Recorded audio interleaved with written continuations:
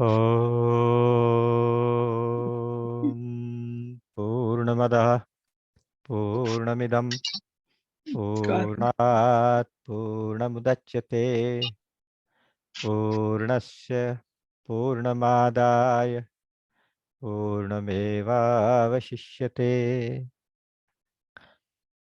रामाय रामभद्राय रामचन्द्राय वेधसे रघुनाथाय नाथाय सीताय पतये नमः।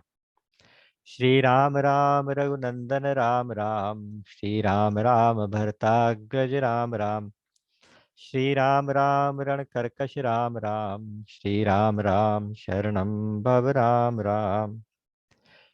श्री रामचंद्र चरणौ मनसा स्मरामि, श्री रामचंद्र चरणौ वचसा गृणामि, श्री रामचंद्र चरणौ शिरसा नमामि, श्री रामचंद्र चरणौ शरणं प्रपद्ये। माता रामो मत्पिता रामचंद्रः, स्वामी रामो मत्सखा रामचंद्रः, सर्वस्वं मे रामचंद्रो दयालुर्नान्यं जाने नैव जाने न जाने।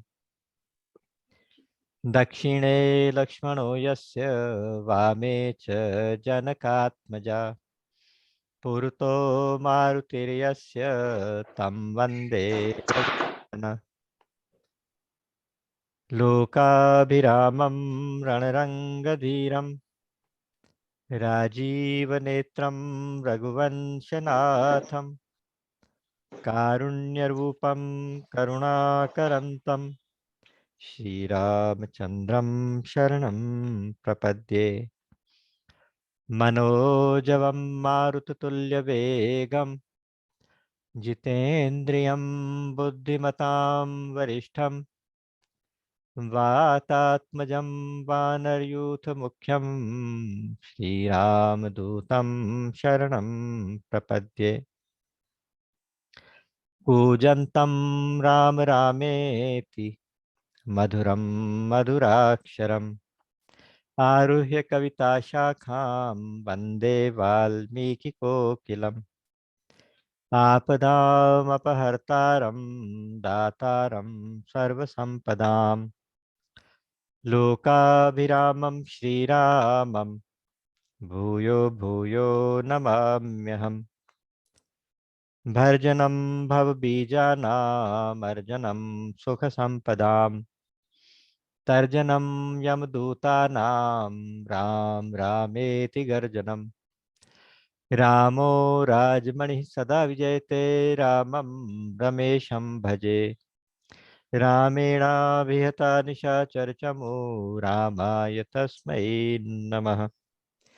रामान्नास्ति परायणं परतरं, रामस्य दासोऽस्म्यहम्। रामे चित्तलयः सदा भवतु मे, भो राम मामुद्धर।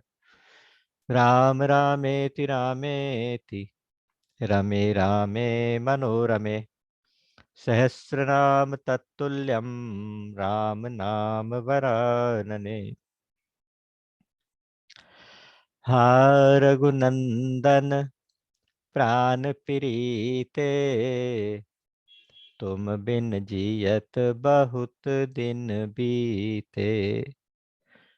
जे दिन गए तुमहि बिनु देखे, ते बिरंचि जनि पारहि लेखे।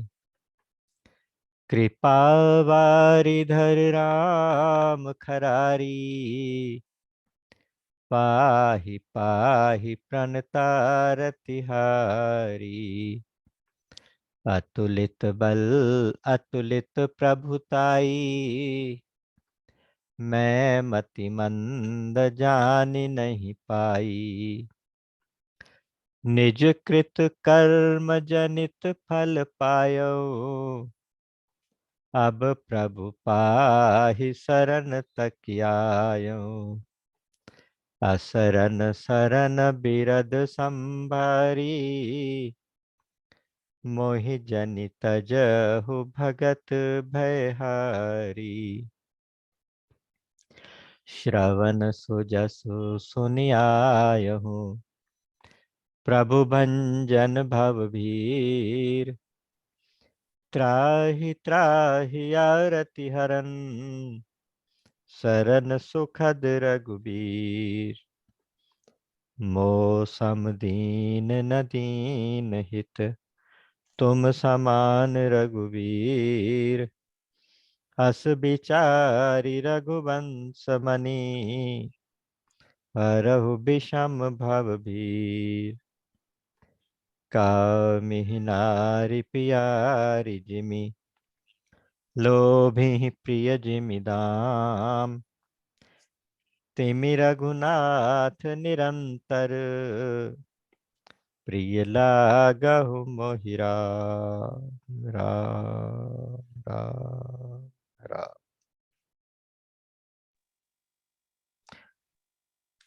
तो आज एक बार फिर से भगवान की अहेतु की कृपा का अनंत कोटि धन्यवाद, जिस कृपा के कारण हम सब सत्संग में उपस्थित हो पाते हैं। आप सबके हृदय में बैठे हुए भगवान श्री सीताराम के चरणारविंदों में मेरा कोटि कोटि नमन और आप सबका इस कार्यक्रम में हार्दिक अभिनंदन। मानस परिक्रमा, श्री रामचरितमानस जी के स्वाध्याय का ये कार्यक्रम विगत कुछ समय से चल रहा है। उसमें श्री रामचरितमानस के प्रसंगों को लेते हुए मोटी मोटी चर्चा हम लोग स्वाध्याय के लिए स्वांतः सुखाय करते हैं। उसी क्रम में अरण्य कांड हो गया था, किष्किंधा कांड स्टार्ट हुआ था। और किष्किंधा कांड में भी अगर मैं रिकैपिचुलेट करके देखूं तो पिछली बार हमने पढ़ा था कि भगवान शबरी के आश्रम से पंपा सरोवर होते हुए ऋष्यमुख पर्वत के पास आ गए। वहां पर हनुमान जी से भेंट हुई और हनुमान जी की प्रार्थना पर हनुमान जी ने स्तुति की भगवान की बहुत सुंदर। एको मैं मंद मोह बस, कुटिल हृदय ज्ञान, प्रभु मोहि बिसारे, पुनि प्रभु मोहि बिसारे, कृपा सिंधु भगवान। तो उन्होंने सेवक और बेटे का रिश्ता भगवान के साथ जोड़ा। सेवक सुत पति मातु भरोसे, रही असोच बनई जन पोसे। और पूरी तरह शरणागति का एक बहुत सुंदर सी एक प्रार्थना उन्होंने स्तुति भगवान की है। और प्रार्थना की है कि आप सुग्रीव से मित्रता करिए। उसकी प्रार्थना, हनुमान जी की प्रार्थना पर भगवान ने अग्नि की साक्षी में सुग्रीव के साथ मित्रता की। सुग्रीव की कथा सुनी, वो बाली से त्रस्त है, बाली से डरा हुआ है, बाली से दुखी है अपने भाई से। और श्री राम ने अपनी कथा सुनाई। दोनों ने एक दूसरे को सहायता करने का वचन दिया। भगवान राम ने तो यहाँ तक कह दिया कि सुन सुग्रीव मारी हूं बाली एक ही बाण, एक ही बाण से मैं बाली को मार दूंगा। जिसके कारण मेरा मित्र इतना दुखी है तो वो मेरा भी दुश्मन, तो मैं उसे मार दूंगा। लेकिन सुग्रीव को शायद पूरी तरह से विश्वास नहीं हुआ था, तो इसलिए सुग्रीव ने भगवान की परीक्षा करके देखी। उन्हें दिखाया कि एक दुंदुभी नाम का राक्षस जो बाली ने मारा था, और उसके शव को उठा के गोल गोल घुमा के उसने 1 योजन की डिस्टेंस तक फेंक दिया था। इतना बड़ा भारी राक्षस। और वहां पड़े पड़े उसका शरीर सड़ गया। उसकी जो हड्डियों का ढेर था, पहाड़ जैसे ढेर था। इतनी बड़ी बड़ी हड्डियां रही होंगी कि पहाड़ जैसा एक ढेर दिखाई देता था। तो कहता है कि यहाँ से हटाने के लिए इसकी एक हड्डी को भी कोई हिला नहीं पाया, इतनी भारी हड्डियां हुई है। लेकिन मेरे भाई ने इसको पूरे को उठा के फेंक दिया था 1 योजन तक। तो श्री राम ने पैर के एक इशारे से उसको 10 योजन की डिस्टेंस तक हड्डियों के ढेर को उड़ा के फेंक दिया। अब दूसरी परीक्षा वो ले रहा है भगवान की। कहता है कि ये देखो 7 ताल के वृक्ष लगे हुए हैं इस तरह से, हाफ सर्किल में ताल के वृक्ष हैं। सातों को एक ही बाण से जो मारेगा वो बाली का वध कर पाएगा। श्री राम के लिए कुछ मुश्किल नहीं है, श्री राम के लिए संभव कुछ नहीं है। तो उन्होंने अपना एक बाण चलाया, सातों ताल के वृक्षों को बींधता हुआ, उनको गिराता हुआ, और बाण वापिस आके उनके तरकश में घुस गया। राम का बाण अमोघ है। ये देख के एकदम से बाली के अंदर के नेत्र खुल गए। उपजा ज्ञान वचन तब बोला, नाथ कृपा मन मन भयउ अलोला। हे नाथ, मैं आपको पहचान गया हूँ। आप साधारण मनुष्य नहीं हो सकते, क्योंकि आपने जो ये दो काम अभी करके दिखाए, ये साधारण मनुष्य के काम है ही नहीं। तो आप तो स्वयं भगवान है, स्वयं नारायण हैं। तो बस आपकी कृपा से अब मेरा मन शांत हो गया। अब मुझे किसी से कोई दुश्मनी नहीं है। बाली मेरा दुश्मन नहीं है, बाली तो मेरा बल्कि हितैषी निकला, क्योंकि उसकी कृपा के कारण तो आपके दर्शन हुए और आपने मुझे अपना मित्र बनाया। तो जिसके कारण मुझे भगवान मिले, तो अब मैं उसका बुरा भी नहीं चाहता। बस अब तो वो कहते हैं कि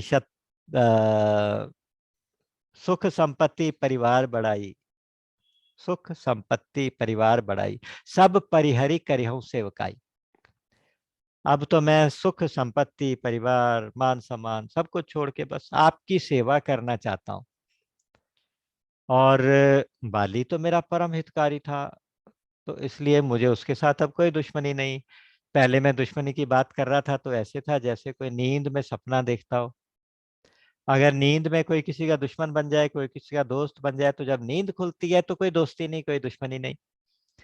अब मेरी नींद खुल गई है। अब मुझे आपके दर्शन हुए तो मुझे आप मेरी नींद खुल गई, तो मैं अब किसी का बुरा नहीं चाहता। अब राम जी मुस्कुरा रहे हैं। अब वो कहता है कि अब प्रभु कृपा करहु यही भांति, सब तज भजन करऊं दिन राती। हे प्रभु, अब ऐसी कृपा करो कि सब कुछ छोड़ छाड़ के, मुझे अब कोई राज्य नहीं चाहिए, कुछ भी नहीं चाहिए। सब तजी भजन करूं दिन राती, मैं केवल आपका भजन करूं, बस ऐसी कृपा करो। अच्छा, राम जी तो अंतर्यामी हैं, राम जी तो सर्वव्यापक हैं, सर्वज्ञ हैं। उन्होंने उसके आर पार देख लिया और समझ गए कि इसका ये जो वैराग्य है, इसका जो ज्ञान है, ये टेम्परेरी है। जैसे अर्जुन ज्ञान की बातें करने लगा था, कहता था कि मुझे नहीं युद्ध करना, बस मैं तो युद्ध करने से ऐसा ऐसा हो जाएगा, ये मेरे सब अपने हैं, मैं तो सबको छोड़ के जंगल में चला जाऊं, भिक्षा का राज्य, ये राज्य की इच्छा ही नहीं है। न कांक्षे विजयम कृष्ण न च राज्यम सुखानि च, किम नो राज्येन गोविंद किम भोगैर्जीवितेन वा। ना मुझे भोग चाहिए, ना राज्य चाहिए, ना विजय चाहिए, कुछ नहीं, मुझे राज्यवाजी कुछ नहीं चाहिए। मैं तो बस जंगल में चला जाऊं, भिक्षा का अन्न खाऊं और उसी में अपना गुजारा करूं, बस केवल भजन करूं। वहां भी ऐसा वैराग्य दिखाई दिया था। वहां भी भगवान कृष्ण केवल मुस्कुरा दिए थे, उनको पता था ये टेम्परेरी है। जैसे ही अनुकूल परिस्थिति आएगी तो वो सारा का सारा वैराग्य एक तरफ रखा रह जाएगा। और श्री रामचरितमानस में भी आगे जाके हम एक प्रसंग पढ़ेंगे, जब विभीषण शरणागत हुए हैं, तो विभीषण को कहा कि आप कुछ मांगो। तो विभीषण कहता है कि उरु कछु प्रथम बासना रही, प्रभुपद प्रीति सरित सो बही। पहले जब मैं आ रहा था तो मन में कुछ वासना थी, मन में कुछ इच्छा थी। मैं सोचता था कि जब जाऊंगा तो भगवान से क्या डील करूंगा, कि मैं तुम्हारी साइड आ जाऊं तो मुझे क्या मिलेगा, इस तरह मैं सौदा करने आया था। लेकिन आपका प्रेम देखा, आपके प्रेम का सागर, प्रेम की सरिता ऐसी बही कि वो सारी वासनाएं बह गई। अब मैं वासना रहित हुआ, बस आपकी शरण चाहता हूँ। फिर भी भगवान ने कहा कि नहीं नहीं विभीषण, देखो जो मेरा दर्शन अमोघ है, कुछ तो मिलेगा ही। मोर दरस अमोघ विख्याता। तुम्हारी तो वासना, तुम्हारे हृदय में तो कुछ वासना नहीं है, लेकिन मैं तो तुम्हें दूंगा। तो उठा के उन्होंने उसका राज तिलक कर दिया, वही सागर से जल मंगा के उसी का तिलक कर दिया। और बड़े संकोच के साथ लंका का राज्य उसको दे दिया कि चलो आज से लंका तुम्हारी। भगवान जानते हैं कि ये जो ऊपर ऊपर से बात हो रही है ये कितनी डेप्थ है इसके अंदर, वाणी से जो निकल रहा है उसके अंदर कितनी डेप्थ है। जैसे अर्जुन को समझ गए, जैसे विभीषण को समझ गए, ऐसे यहाँ सुग्रीव को भी भगवान समझ गए और सुग्रीव से बोले कि जो कुछ कहो सत्य सब सोई। तुमने जो कुछ कहा बिल्कुल सत्य कहा। धन संपत्ति परिवार बड़ाई ये सब राम भगति के बाधक, कहीं संत तव पद अवराधक, ऐसे कहा था सुग्रीव ने, ये सब ठीक है। लेकिन भैया सखा सुग्रीव, मेरा वचन मृषा नहीं होता। रामो द्विभिर न भाषते। राम दो बार नहीं बोलते, दो चीज नहीं बोलते। जो बोलते हैं बस वही करते हैं। एक बार कहते हैं जो वचन दे दिया तो दे दिया। एक पिता ने वचन दिया, उस पिता के वचन को निभाने के लिए इतना कष्ट उठाने को भी तैयार, वो अपने वचन को कैसे तोड़ेंगे। तो वहां कह दिया कि सखा बचन मम मृषा न होई। मैंने कह दिया कि बाली ही मारे हूं, मारे हूं, सुन सुग्रीव मारे हूं, बाली ही एक ही प्राण। तो अब बाली तो मरेगा, तो इसलिए भगवान ने कहा कि होगा वही जो राम चाहेंगे। यहाँ पे काकभुशुंडी जी ने एक सूत्रपात किया है, एक सूत्र की बात कही है, याद करने लायक बात है। वहां कहते हैं कि नट मरकट इव सबहि नचावत, राम खगेश वेद अस गावत। हे खगेश, हे गरुड़ जी, हे पक्षीराज, राम जो है ना नट हैं और हम सब उनके वानर हैं, हम सब उनके मरकट हैं। वो ऐसे नचाते हैं जैसे मदारी अपने बंदर को नचाता है। नट मरकट इव सबहि नचावत। अच्छा, यहाँ पे सुग्रीव का प्रसंग है ना, तो उदाहरण नट मरकट वानर का, कि जैसे पालतू वानर को नचाते हैं ना, ऐसे सारी दुनिया को नचा रहे हैं। तो लेकिन मजेदार बात है कि एक उदाहरण और भी आगे आएगा, जब तारा को ज्ञान दिया जाएगा बाली वध के बाद। तो वहां कहते हैं कि वह कठपुतली की तरह, राम सूत्रधर अंतर्यामी। वह राम कठपुतली की तरह से सबको नचाते हैं। वहां एक नारी को समझाने का प्रसंग है तो वहां कठपुतली का उदाहरण है। यहाँ एक वानर को समझाने का प्रसंग है तो वानर का उदाहरण है। कितना सुंदर तुलसीदास जी, कितने मतलब प्रासादिक ग्रंथ है। तुलसीदास जी की भी इसमें क्या तारीफ, तुलसीदास जी की तारीफ हमारे नजर में तो है ही है। लेकिन अगर कोई अपनी विद्वत्ता से चाहे, अपनी नॉलेज से चाहे कि ऐसा ग्रंथ ऐसे भाव को लिख दे, तो असंभव है। तो ये प्रासादिक ग्रंथ है। शंभु प्रसाद सुमति ही है हुलसी। भगवान शंभु के प्रसाद से गोस्वामी जी कहते हैं मेरे हृदय में बुद्धि पैदा हो गई, मेरे अंदर पैदा हो गई, और उससे ये मैं कवि कहला गया, मेरा तो कोई भाव नहीं है। तो एक तरह से दो तरह की इन्होंने यहाँ पे शरणागति वाली बातें की हैं। एक तो नट मरकट इव सबई नचावत, और दूसरी उमा दारू जो शित की नाई, सबई नचावत राम गोसाई। थोड़ा सा भेद आप इसका समझ लीजिए, फिर आगे चलेंगे। आगे जैसे जैसे प्रसंग आएगा तो उसके साथ साथ हम इसको देखेंगे। हम तो मान लीजिए मरकट की तरह से, वानर की तरह से भगवान के न, आगे नाचने वाले। भगवान हमारे मदारी, हम उनके बंदर। हमारे गले में डोरी बांध दी, इशारा डंडी से करते हैं, इशारा हाथ से करते हैं, तो हम उसी तरह छलांगे लगा देते हैं। क्योंकि अगर आप बंदर का तमाशा देखें तो वही तो डुगडुगी बजाता है मदारी, और एक हाथ में डंडा रहता है। जहां वो गलती करे तो डंडा भी पड़ जाता है, जहां अच्छा डांस दिखाए तो उसे इनाम भी मिल जाता है। एक बहुत सुंदर चीज मैं आपको बताने वाला था। चलो कोई बात नहीं, वो नहीं है अभी। आ, हम तो बस खेल खिलौने हैं, तुमने ही खेल रचाया है। कभी बना दिया, कभी मिटा दिया, क्या खूब तुम्हारी माया है। तुमने तो केवल खेल किया और सच ही समझ लिया हमने। बस यही हमारी गलती थी जिसका फिर दंड दिया तुमने। हमें किस बात का दंड मिलता है? इस बात का कि क्योंकि हमने उस खेल को सच समझ लिया। अगर हम उस खेल को खेल समझें और भगवान के समर्पित रहें और ये कहें कि ठीक है, हम तो ऐसे नाचते रहे, आपके संकेतों पे नाचते रहे, थी डोर तुम्हारी हाथों में, संकेतों को मानते रहे। तुमने जैसे जिस तरह नचाया बस उस तरह से हम नाचते रहे।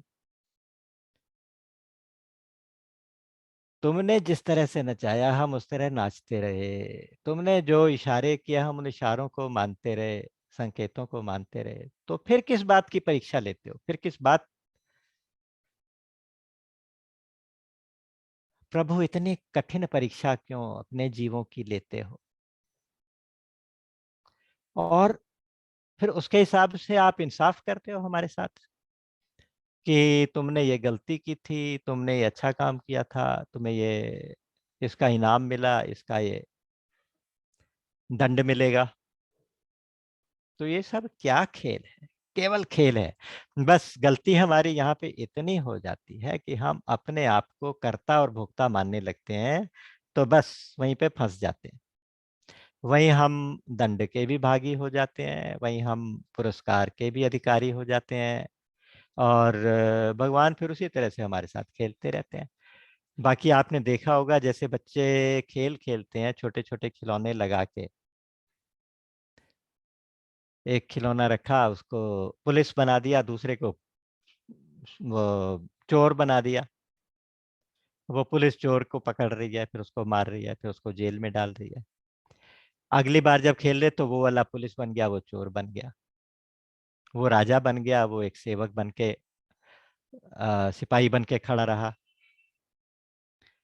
कोई राजा बन गया, कोई सिपाही बन गया, कोई चोर बन गया, कोई पुलिस बन गया।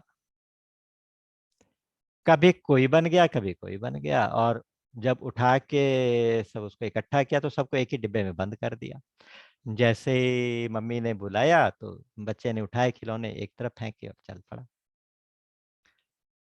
ऐसा ही कुछ खेल हमारे साथ चल रहा है। इसको एक बार उस हिसाब से अपने अपने जीवन को देखा जाए तो भगवान हमारे साथ कुछ ऐसा ही खेल खेल रहे हैं। किसी को कुछ बना के बिठा देते हैं, किसी को कुछ बना के बिठा देते हैं। हमारी कोई हस्ती नहीं है।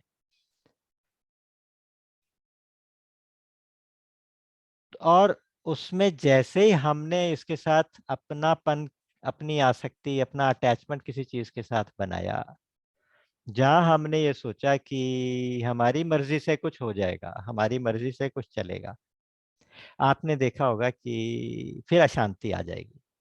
हमारी अशांति का एक ही मेन कारण है हमारे जीवन में, रेस्टलेसनेस, अशांति, दुखी होने का केवल एक कारण है कि हम ये चाहते हैं कि सब कुछ हमारी मर्जी से हो जाए, हमारी इच्छा से हो जाए। जैसा हम चाहते हैं, जिस प्रकार हम चाहते हैं उसी प्रकार बाकी लोग भी काम करते रहें, तो फिर तो ठीक है। अच्छा, दूसरे क्या करेंगे, दूसरे क्या सोचेंगे, उसके ऊपर वास्तव में हमारा कोई कंट्रोल नहीं है। लेकिन हम चाहते कंट्रोल है। बस यही हमारी अशांति का कारण है। बस इतना याद रखना चाहिए कि राम कीन चाहई सोई होई, करे अन्यथा अस नहीं कोई। ये जीवन के कुछ सूत्र बना लेना अगर हम, कि राम जो कुछ करना चाहेंगे वही होगा। सृष्टि में ऐसा कोई भी प्राणी नहीं है जो अन्यथा कर सके, राम की मर्जी के अगेंस्ट कुछ कर सके। ऐसा त्रिलोकी में कोई माई का लाल पैदा ही नहीं हुआ। राम कीन चाहई सोई होई, करे अन्यथा अस नहीं कोई। अरे शंकर भगवान भी कह के बैठ गए थे, शांत हो गए थे। जब सती जी के प्रसंग में हमने पढ़ा था, सती जी को शक हो गया था कि ये भगवान नहीं है। अगर भगवान होते तो इस तरह विरह में क्यों रोते फिरते। शिव जी ने समझाने की कोशिश की, नहीं समझी। उन्होंने कहा कि जाओ परीक्षा ले लो। और वो परीक्षा लेने चल पड़ी। जैसे ही सती जी परीक्षा लेने चल पड़ी तो शंकर भगवान के मुख से निकला, होई है सोई जो राम रची राखा, को करी तर्क बढ़ावई साखा। मैं कौन होता हूँ किसी को समझाने वाला, मैं कौन होता हूँ किसी के साथ कोई तर्क की शाखाएं बढ़ाने वाला। होना तो भैया जो भगवान चाहते हैं। होई है सोई जो राम रची राखा, को करी तरक बढ़ावई शाखा। राम ने जो रच रखा है, पहले से जो प्रोग्राम कर रखा है, बस वैसा ही होने वाला है। अगर ये एक दो बातें हम समझ जाएं और ये सोचें कि भगवान सबको नट मरकट की तरह या दारू जोशित की तरह नचा रहे हैं, बस। ये दोनों सूत्र इसी कांड के अंदर आपको दो तीन दोहों के अंतराल पे मिलेंगे। अगर रामचरितमानस में से हमें एक भी सूत्र एक सत्संग में से मिले तो उस दिन के लिए काफी है, उस दिन के लिए बहुत है।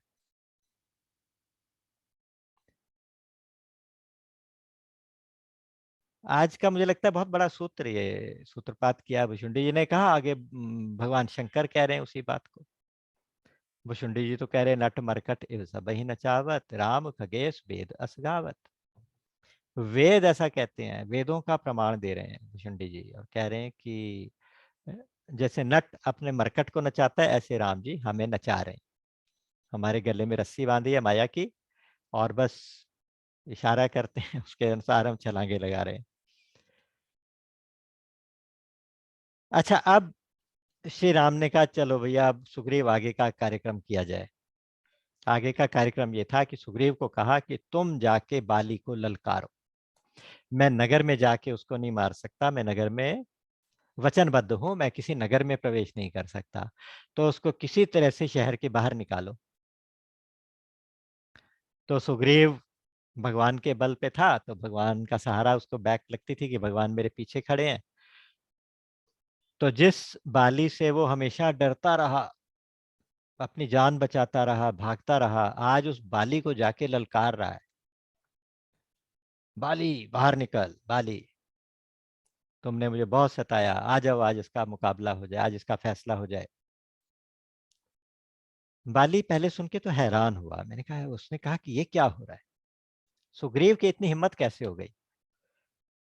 जो बाली की पत्नी तारा है, वो 5 पवित्र नारियों में से एक है, पवित्र पतिव्रता नारियां जो होती हैं, तारा, मंदोदरी, द्रौपदी, अहल्या, कुंती।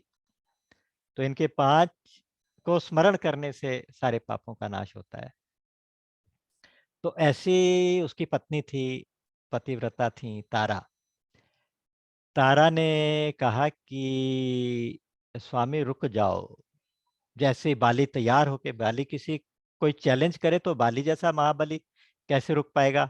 वो तो अपनी गदा उठा के एकदम से बाहर निकलने लगा। तो उसने कहा कि सोचो, ये आज सुग्रीव में इतना दम कहाँ से आ गया। मैंने सुना है, तारा ने कहा कि मैंने सुना है कि इसकी कौशल देश के राजकुमार दशरथ नंदन राम और लक्ष्मण के साथ दोस्ती हुई है। और वो राम लक्ष्मण कोई साधारण मनुष्य नहीं है, नारायण के अवतार हैं। और वो पृथ्वी का भार हरण करने के लिए आए हुए हैं, पापियों को दंड देने के लिए। तो वो उनके सहारे पे, उनके बल के ऊपर इतना गरज रहा है, तो तुम इसके साथ दुश्मनी मत करो। क्योंकि इसके साथ दुश्मनी करने का मतलब राम से दुश्मनी, भगवान से दुश्मनी। तो बाली बोला कि सुना तो मैंने भी है, लेकिन मैं क्या करूं, मैं किसी का चैलेंज, किसी की चुनौती को अस्वीकार नहीं कर सकता। और सुनो, जिस राम की तुम बात कर रही हो, मैंने भी सुना है वो राम समदर्शी हैं। उनके लिए तो सब बराबर है, उसके लिए बाली और सुग्रीव अलग अलग थोड़ी है। मैंने उनके साथ कौन सी दुश्मनी की है, मैंने उनका क्या बिगाड़ा है, वो मुझे क्यों मारेंगे।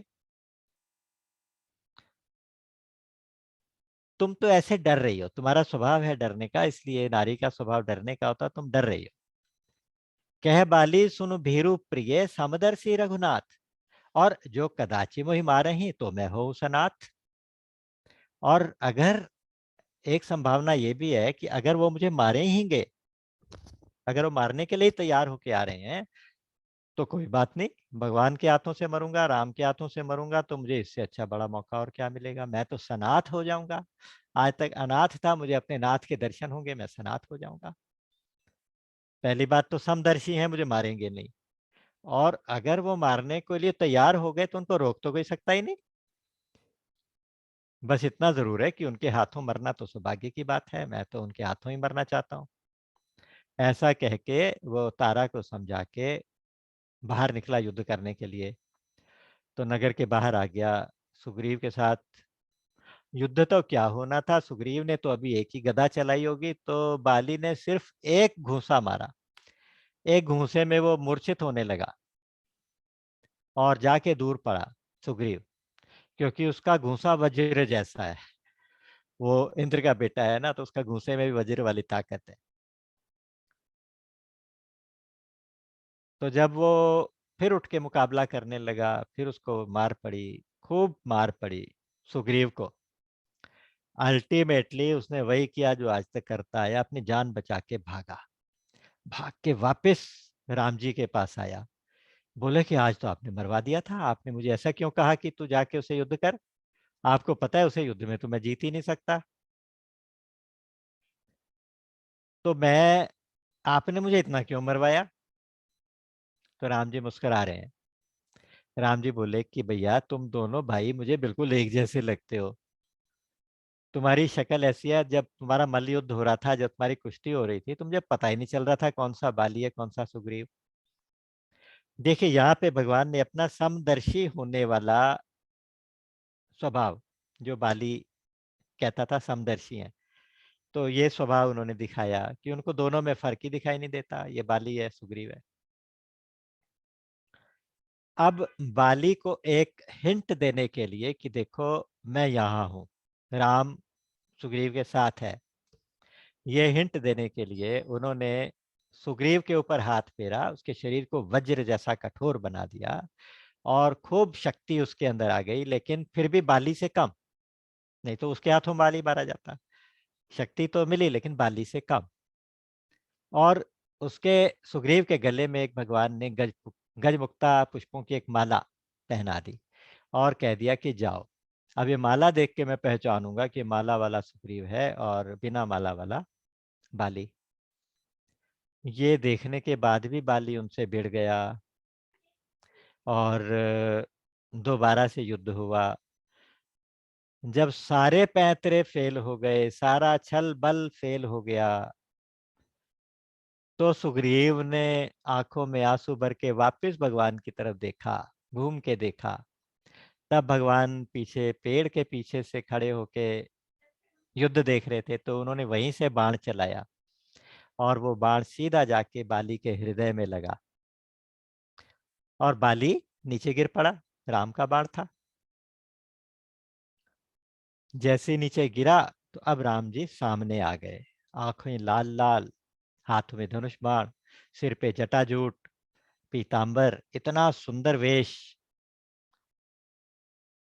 तो बाली भगवान राम को देख के उठ बैठा, और बैठते ही कहते कि उसके हृदय में तो बहुत प्रेम था भरा हुआ। राम को देख के दर्शन करके उसके हृदय में प्रेम उत्पन्न हुआ, लेकिन वाणी से कुछ कठोर वचन बोल रहा है, बाहर से कुछ दिखावे की बात कर रहा है।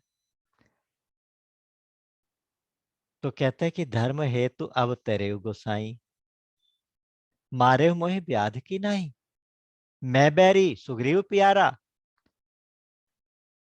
कारण कवन नाथ में ही मारा। मुझे किस वजह से तुमने मारा, पहले मुझे ये बताओ। और तुम तो धर्म की रक्षा के लिए अवतरित हुए हो ना, भगवान हो साक्षात, और भगवान होके मुझे एक शिकारी की तरह से छिप के मेरे ऊपर बाण चलाते हो, डरपोक जैसे, कायर जैसे। और बाली वैरी हो गया, सुग्रीव प्यारा हो गया, ये क्या हुआ? तुम्हारा स्वभाव समदर्शी होने वाला कहाँ गया? फिर राम ने बाली वध का औचित्य बताने के लिए दो बातें कही हैं। उसने कहा कि देखो बाली, जब सुग्रीव तुम्हें ललकारने आया था, तुम्हें पता चल गया था कि राम उसके साथ है, मेरी शरण है सुग्रीव, उसके बावजूद भी तुम उससे भिड़ गए, उसके बावजूद भी तुम उसके साथ लड़ पड़े। ये तुम्हारा पहला अपराध। और दूसरा, तुम कहते हो किस अपराध से, किस पाप की वजह से मुझे मारा? तो सुनो, अनुज वधु भगिनी सुत नारी, सुनु सठ कन्या सम ए चारी। एक तो छोटे भाई की पत्नी, एक पुत्र वधु, बेटे की वाइफ, और तीसरी छोटी बहन, छोटी बहन, पुत्र वधु, अनुज वधु भगिनी सुत नारी, सुनसठ कन्या सम ए चारी। तो ये चार जो है ना, ये चारों की चारों, छोटे भाई की स्त्री, पुत्र वधु, बेटी और छोटी बहन भगिनी, ये चारों छोटी, ये अपने चारों को चारों अपनी बेटी के समान है, या कि ये बहन के समान है। तुमने जीते जी अपने भाई की स्त्री को अपनी स्त्री बना के रखा, छोटे भाई के जीते जी, ये तुम्हारा सबसे बड़ा पाप। और अगर इन चारों में से किसी के ऊपर भी कोई बुरी नजर डाले तो उसको मार डालने में कोई पाप नहीं है, ये भगवान ने यहाँ पे सूत्र बताया। तो इसलिए तुम्हारा ये पाप था, जिसकी वजह से मैं सबका न्यायकारी हूं, तो मुझे मेरी ड्यूटी थी, मैंने तुम्हें दंड दिया। अच्छा, अब बाली को भगवान ने छिपकर मारा, क्यों छिपकर मारा? क्या उसमें कोई उसको ऐसा वरदान था कि जो सामने से युद्ध करेगा तो उसकी आधी शक्ति आ जाएगी? इस प्रकार का की कथाएं आती हैं कि बाली को ऐसा वरदान था कि जो तुम्हारे सामने युद्ध करने आएगा तो उसकी आधी शक्ति तुम्हारे अंदर ट्रांसफर हो जाएगी। ऐसा रामचरितमानस में कहीं नहीं है। फिर भी भगवान ने यहाँ पे दिखाया कि पेड़ के पीछे से छिप के बाण चलाया। अच्छा, बहुत से लोग इसको, इस बात को सिद्ध करने लगते हैं कि नहीं, बाण के पीछे, पेड़ के पीछे से नहीं, सामने से तीर चलाया, क्योंकि पेड़ के पीछे से खड़े होके कैसे छाती में लगेगा? छाती में लगेगा तो आमने सामने युद्ध है, तभी तो लगेगा। बहुत से लोग इसको कई तरह से एक्सप्लेन करते हैं कि भाई देखो, राम ने सत्य प्रतिज्ञा की है, सत्य प्रतिज्ञा है, उन्होंने वचन दिया है तो मारना ही था। दूसरा कहते हैं कि रावण से दुश्मनी हो गई है, बाली के साथ रावण की मित्रता है, तो दुश्मन का दोस्त भी दुश्मन हो गया। अगर बाली को नहीं मारते तो यहाँ रह के उन्हें वानर सेना इकट्ठी करनी, वहां चढ़ाई करनी, वो सब कुछ करना था किष्किंधा में रह के, तो वो सब संभव नहीं हो पाता। तो एक कारण ये था। कोई कहते हैं कि नहीं, क्योंकि शबरी जी ने और भगवान और हनुमान जी महाराज ने, ये दोनों भगवान के परम भक्त हैं, उन्होंने सिफारिश की थी कि आप सुग्रीव के साथ मित्रता करो, तो इसलिए सुग्रीव मित्र हो गया था, तो सुग्रीव मित्र था तो इसलिए बाली को मारना था। तो बहुत सी एक्सप्लेनेशंस अपनी अपनी बुद्धि के अनुसार, अपनी अपनी मान्यता के अनुसार सब लोग करते हैं। बहुत सारे विद्वानों की बहुत सारी कल्पनाएं, बहुत सारी कल्पनाएं। लेकिन मुझे दो बातें लगती हैं, जो मेरा जो भाव, जो जो दो भाव मुझे अच्छे लगे, वो ये हैं कि पहली बात तो भगवान शरणागत वत्सल हैं। सुग्रीव शरणागत हो गया है तो उसकी रक्षा करना, उसके साथ देना, ये भगवान की एक एक स्वाभाविक क्रिया है, भगवान का एक स्वभाव है। दूसरी बात यह है कि जो मुझे लगता है कि आ, भगवान ने मनुष्य का अवतार लिया, तो इसलिए वो सारे चरित्र उसी तरह से करते रहे जैसे कि बिल्कुल परफेक्ट भगवान हो। तो फिर मनुष्य की लीला का एक जो वैरायटी है वो नहीं आ पाएगी उसके अंदर। तो मनुष्य शरीर की लीला दिखाने के लिए कुछ ऐसे ऐसी बातें भी की जिसका आक्षेप जीवन भर उनके ऊपर लगता रहा। एक दो चीजें ऐसी हैं, एक तो ये बाली वध ऐसी ऐसा प्रसंग है जिसका आक्षेप भगवान पे लगता है। दूसरा सीता जी का त्याग, यहाँ हमारे इसमें तो नहीं कहते, लेकिन सीता जी का त्याग किया एक धोबी के कहने से, इस तरह की कथा आती है। तो इस तरह के दो तीन जो आक्षेप हैं जो राम के ऊपर लगते हैं, वो उनकी मनुष्य लीला का एक सौंदर्य है, एक मनुष्य लीला की अभिव्यक्ति का एक परफेक्शन का एक उदाहरण है, मुझे ऐसा लगता है। बाकी तो फाइनली तो आप ये कह सकते हैं गुरु वशिष्ठ जी के शब्दों में, नीति रीति परमार्थ स्वार्थ कौ न राम सम जान जथारथ। नीति प्रीति परमार्थ स्वार्थ इसकी जितनी भी बातें हैं, राम के अलावा और कोई इससे अच्छा जानता ही नहीं। यथार्थ क्या है इसका जवाब तो राम ही दे सकते हैं। लेकिन हम जो प्रसंग पढ़ेंगे तो हम उसी तरह से पढ़ेंगे जैसा इसमें है। हमारे भगवान इतने कमजोर नहीं है कि उनको हमारी किसी सपोर्ट की या हमारे किसी लॉजिक की जरूरत हो जिससे उनकी बात को हम जस्टिफाई करने की कोशिश करें। भगवान की लीलाओं को हम जस्टिफाई करें, हमारे अंदर इतनी औकात नहीं है। बस केवल लीला है, देखिए क्या हुआ कैसे हुआ, उसको आगे पढ़िए और आगे चलिए। तो यहाँ जब इतनी सारी बात हो गई, भगवान बता रहे हैं कि भाई तुम्हारा ये पाप था, इस वजह से मैंने तुम्हें मारा, और तुम्हें पता था कि ये मेरी शरणागत है, तो फिर भी तुम इसके साथ लड़ाई करने को तैयार हो गए, तो इसलिए तुमने मेरी सत्ता को भी नहीं माना, ये भी एक बड़ा अपराध था। तो अब अंत समय था, तो बाली की आंखों में आंसू आ रहे थे, उठ के बैठ गया, हाथ जोड़ के प्रार्थना करने लगा, हाथ जोड़ के स्तुति करने लगा भगवान की। वो कहता है कि सुनहु राम स्वामी सन, चल न चातुरी मोर, प्रभु अजहू मैं पापी, अंत काल गति तोर। ठीक है, मैंने बहुत अपराध किए होंगे, बहुत पाप किए होंगे, मान गया, लेकिन प्रभु एक बात बताओ कि आज आप मेरे सामने हैं, मेरे अंत समय में आप मेरे सामने हैं, तो क्या आज की डेट में भी मैं पापी हूं? अगर यही बात है तो तुम्हारा वो वायदा कहाँ गया, सन्मुख होई जीव में जब ही, जन्म कोटि अघ पाप नासहि तब ही। जैसे मनुष्य मेरे सन्मुख आएगा कोई जीव, तो उसके करोड़ों जन्मों के पाप नष्ट हो जाएंगे।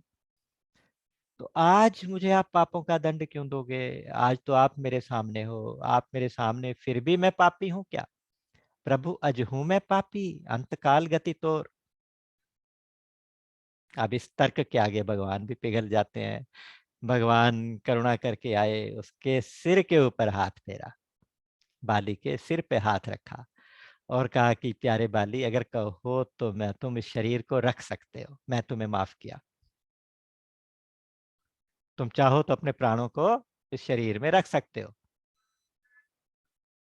तो अब सुग्रीव तो बाली बोला कि ना ना ना ना ना, मैं इसलिए तो कह ही नहीं रहा, मैं तो अचल करूं तन राखूं प्राणा। बाली कहा सुन कृपा निधाना, वो कहते अचल करो तन, तुम्हारे तन को अचल कर देता हूं, तुम अपने प्राण रख लो। तो वो कहता है कि नहीं प्रभु, एक बात बताओ, जन्म जन्म मुनि जतन कराही, अंत राम कही आवत नाही, और जासु नाम बल शंकर कासी, देत सबहि सम गति अविनाशी, मम लोचन गोचर सोयावा। बहुरी के प्रभु अस बने ही बनावा, जन्म जन्मांतर तक, हजारों लाखों जन्मों तक मुनि तपस्या करते हैं, यत्न करते हैं, साधना अभ्यास ज्ञान वैराग्य, फिर भी ऐसी परिस्थिति नहीं बनती कि अंत में आपका नाम भी मुख पे आ जाए। आप तो आए सामने ना आए पता नहीं, लेकिन आपका नाम भी आ जाए तो बड़ी बात है। तो ऐसा भी मौका नहीं बनता कि आपका नाम भी आ सके, और आपके नाम के बल पर तो भगवान शंकर काशी में सबको गति देते हैं, सबको मुक्त करते हैं। आप साक्षात इन नैनों के सामने मेरे इंद्रियों के विषय बन के मेरे सामने आ गए, तो प्रभु मुझे आप अब भी ठगना चाहते हो? आप ये बताओ कि ऐसा संयोग क्या कभी किसी भी प्राणी का कभी भी बन सकता है? कि आप सामने खड़े हो और प्राण निकल रहे हो? तो मुझे अब मैं इस शरीर को रख के क्या करूँगा? बस अगर आप कृपा करते हो तो एक कृपा कर दो प्रभु। क्या कृपा कर दो कि ये मेरा जो बेटा है ना अंगद, ये बल में भी मेरे समान है, शील में भी मेरे समान है। आप इसको अपनी शरण में ले लो। ये बेटे का हाथ आप पकड़ लो, गई बाह आपनी। इसकी बाह आप पकड़ लो। अपने बेटे की बाह भगवान के हाथ में पकड़ाई और बिल्कुल निश्चिंत हो गया। बहुत सुंदर स्तुति राम की भगवान बाली ने भी की है, बाली जी ने भी की है। और इसमें तो ऐसी कथा नहीं है, लेकिन वाल्मीकि रामायण में कथा है कि जो बाली के पास एक माला थी जिससे वो अजेय रहता था, वो माला उसने अपने हाथ से उतार के अपने भाई सुग्रीव को दी है। अपने बेटे को भगवान को सौंपा और वो माला सुग्रीव को सौंपी। और उसके बाद राम चरण दृढ़ प्रीति करी, बाली कीन्ह तनु त्याग, सुमन माल जिमि कंठ ते, गिरत न जानई नाग। इतनी आसानी से प्राण छोड़ दिए उसने, मुस्कुराते हुए, जैसे मान लो कोई हाथी जा रहा हो, उसके गले में माला पड़ी हो, फूलों की माला, वो कब गिर जाए सिर से उतर के तो हाथी को कुछ पता चलेगा। तो उसी तरह से जब प्राण निकल गए, शरीर छोड़ा, तो उस समय उसको रत्ती भर भी कष्ट नहीं हुआ। और बिना कष्ट के बाली को प्रभु ने अपना धाम दिया। जैसे ही बाली को अपना धाम दिया, तो बाली की मौत हुई सुन के पूरे नगरवासियों में भगदड़ मच गई कि सुग्रीव ने अपने भाई बाली को मरवा दिया और अब हमें मारेगा, अब हमें भी मारेगा। तो इस प्रकार से सब लोग इधर उधर भागने लगे और सारे कुछ लोग भाग भाग के वहां पे देखने के लिए आ गए। समाचार मिला तो बाली की पत्नी तारा, वो भी बहुत जोर जोर से विलाप करते करते वहां पे पहुंच गई। बड़े भयंकर विलाप कर रही है, रो रही है। उसको रोता देख के भगवान राम को दया आ गई। भगवान राम ने उसके ऊपर कृपा की है। और क्या कृपा की है, यहाँ पे कहते हैं, तारा बिकल देखी रघुराया, दीन ज्ञान हरि लीनी माया। अपनी माया को हर लिया, एकदम से उसकी आंखें खुल गईं और अंदर की आंखें खुल गईं और तारा को ज्ञान हो गया। ये तो भगवान स्वयं भगवान है। और क्या ज्ञान दिया, इतना सुंदर एक चौपाई के अंदर सारे वेदांत का सार, सारे दुखों को दूर करने वाला उपदेश, ये केवल रामचरितमानस में देखने को मिलता है। भगवान ने वहाँ कहा है, क्षिति जल पावक गगन समीरा, पंच रचित अति अधम शरीरा, प्रगट सो तनु तब आगे सोवा, और जीव नित्य के ही लगी तुम रोवा। दो लाइनों में सारा वेदांत भर दिया। इसको एक्सप्लेन करते करते भी जन्मों लग जाए। वो कहते हैं कि देखो, चिति जल पावक गगन समीरा, पृथ्वी जल अग्नि वायु आकाश, ये पंच तत्वों से ये अधम शरीर बना है। ये शरीर पंच तत्वों से बना है। और वो शरीर सामने तुम्हारे सोया हुआ है, शरीर का कुछ नहीं बिगड़ा, वही नाक है, वही आंखें हैं, वही सिर है, वही सारी इंद्रियां भी वही हैं, अंग भी वही हैं, पूरा का पूरा शरीर वही का वही तुम्हारे सामने सोया हुआ है। तो क्या इस शरीर के लिए रोती हो? शरीर तो तुम्हारे सामने है। दूसरा ये बताओ कि क्या तुम जीव के लिए रोती हो? जीव तो नित्य है, जीव को तो कोई मार ही नहीं सकता। अच्छेद्योयम अदाह्योयम अक्लेद्यो अशोष्येव च नित्यः सर्वगतः स्थाणु अचरोयम सनातन नैनम छिन्दन्ति शस्त्राणि नैनम दहति पावकः न चैनम क्लेदयन्त्यापो शोषयति मारुत न शोषयति मारुतः। इस प्रकार का ज्ञान अव्यक्तादीनि भूतानि व्यक्त मध्यानि भारत अव्यक्त निधनान्येव तत्र का परिदेवना। जिस प्रकार से अर्जुन को भगवान ने उदाहरण देके समझाया, ना सतो विद्यते भावो ना भावो विद्यते सतः उभयोरपि दृष्टोऽन्तस्त्वनयोस्तत्त्वदर्शिभिः अविनाशी तो तद्विद्धि येन सर्वमिदं ततम् विनाशमव्ययस्यास्य न कश्चित् कर, कर्तुमर्हसि।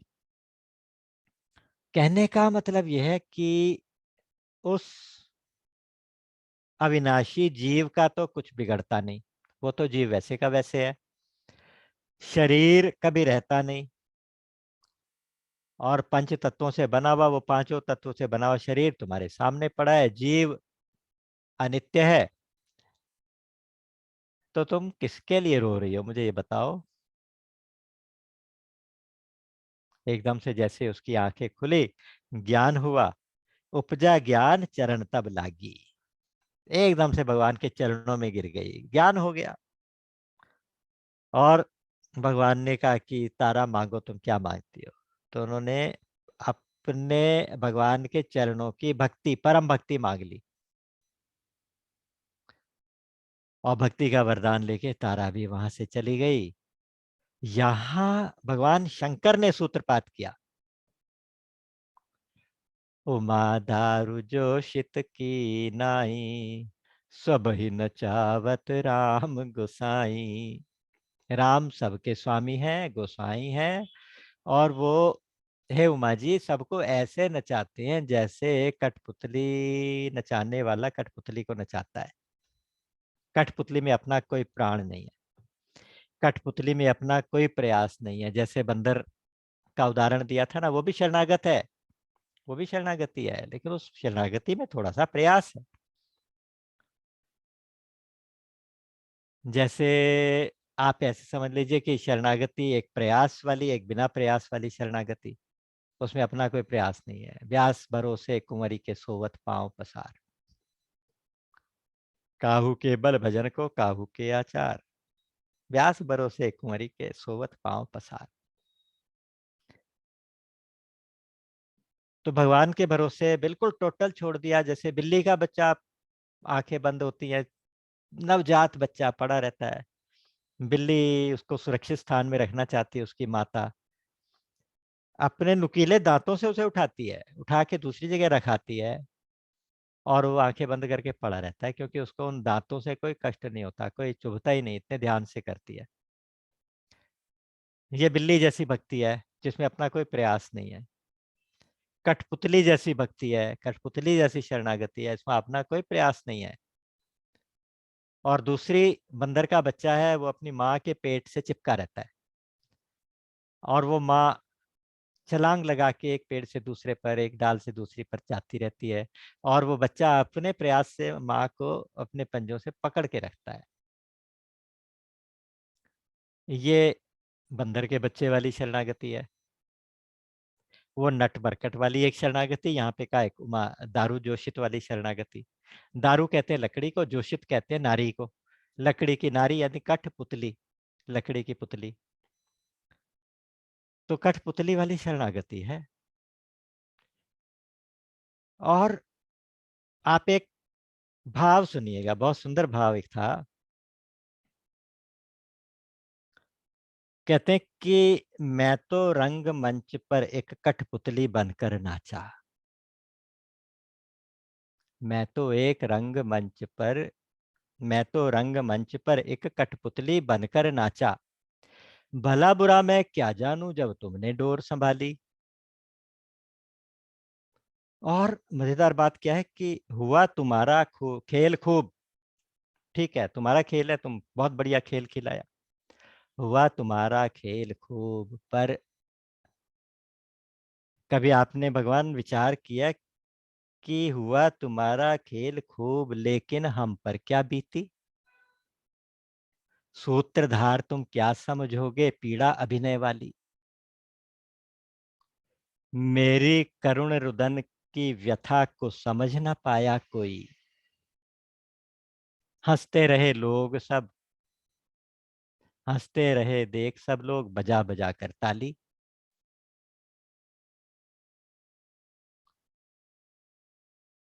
नकली रोना, नकली हंसना, नकली जीना मरना, नहीं सुहाती दुनिया अब रंगीन मुखौटों वाली। पटाक्षेप कर दो प्रभु अब इस जीवन के नाटक का। कब तक अभिनय करूं, कब तक अभिनय करूं, हुई दर्शक दीर्घा भी खाली।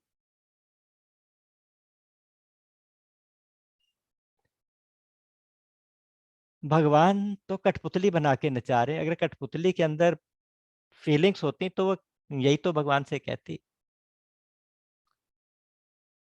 कि क्या तुम्हारा फैसले, क्या तुम्हारे इंसाफ। और फिर परीक्षा, कहते हैं परीक्षा के लिए पहले हमें तैयार तो करो। हम तो तुम्हारी कठपुतली हैं, कठपुतली हैं हम तो तुम्हारी। तुम हमें पहले रेडी करो परीक्षा देने के लिए, तब परीक्षा लो। ऐसी परीक्षा क्यों लेते हो? चाहे जिस तरह नचाओ तुम, कठपुतली बन नाचेंगे हम। तैयार करो पहले हमको, बस तभी परीक्षा देंगे हम। पहले हमें तैयार तो करो, फिर हम परीक्षा हमारी से लो ना।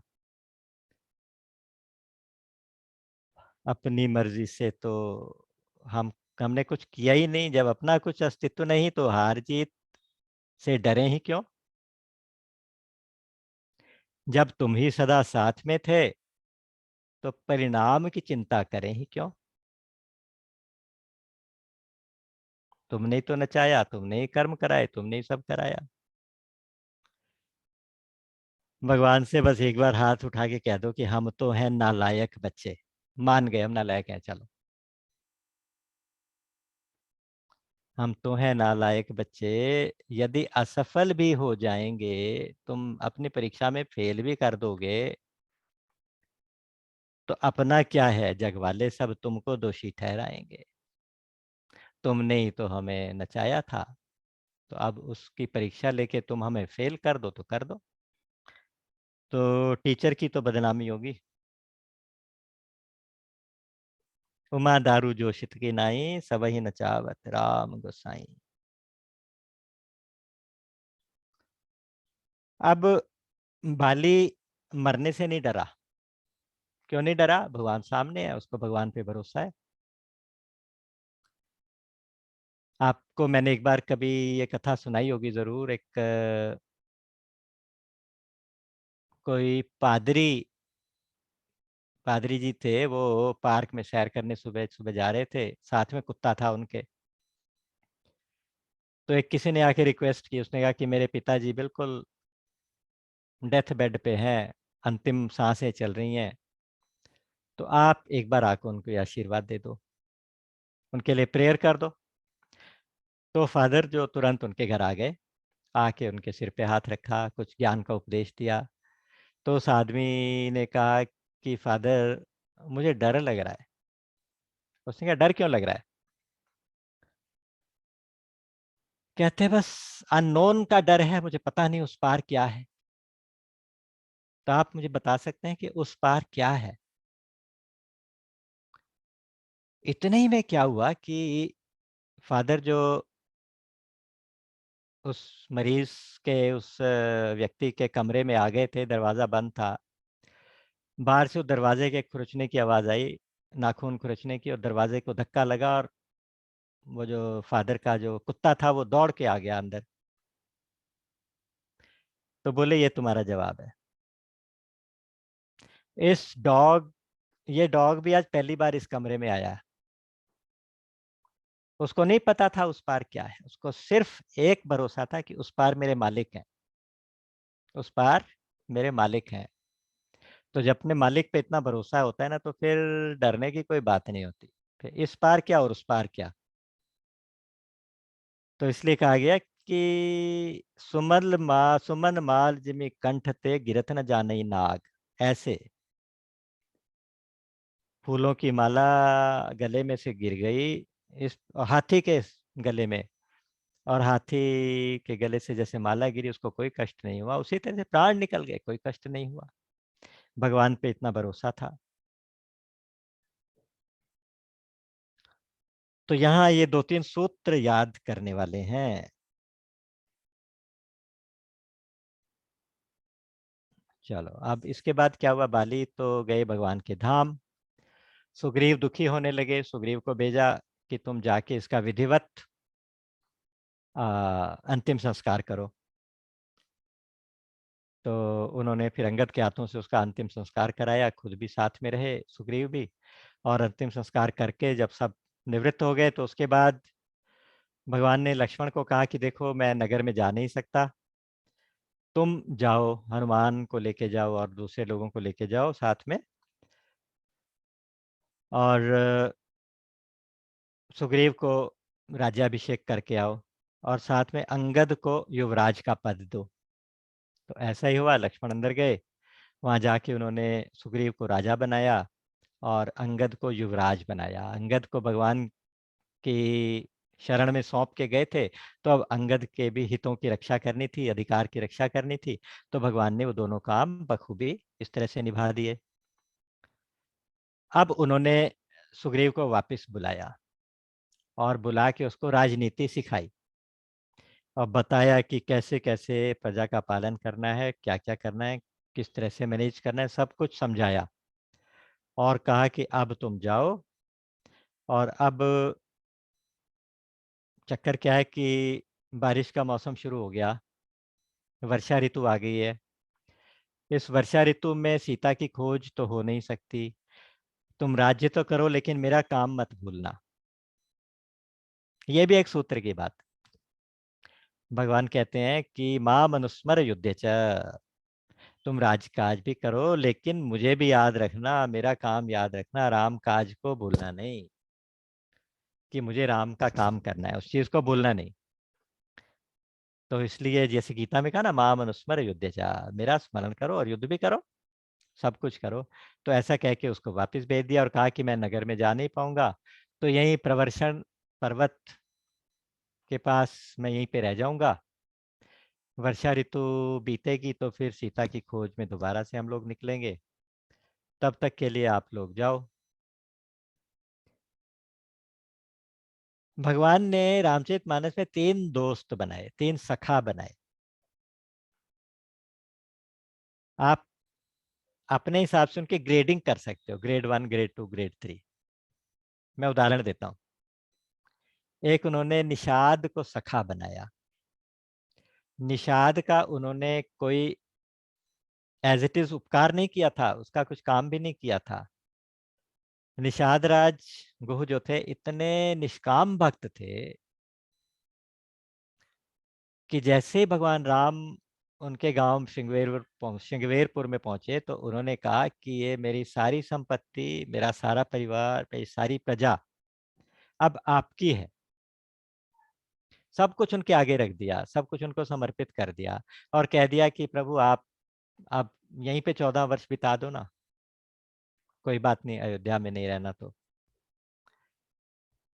तो भगवान बहुत प्रसन्न हुए, उसको गले से लगाया, कहा कि भैया, उसमें कोई शक नहीं कि तुम्हारी सारी संपत्ति मेरी है, संपत्ति सब रघुपति के आही।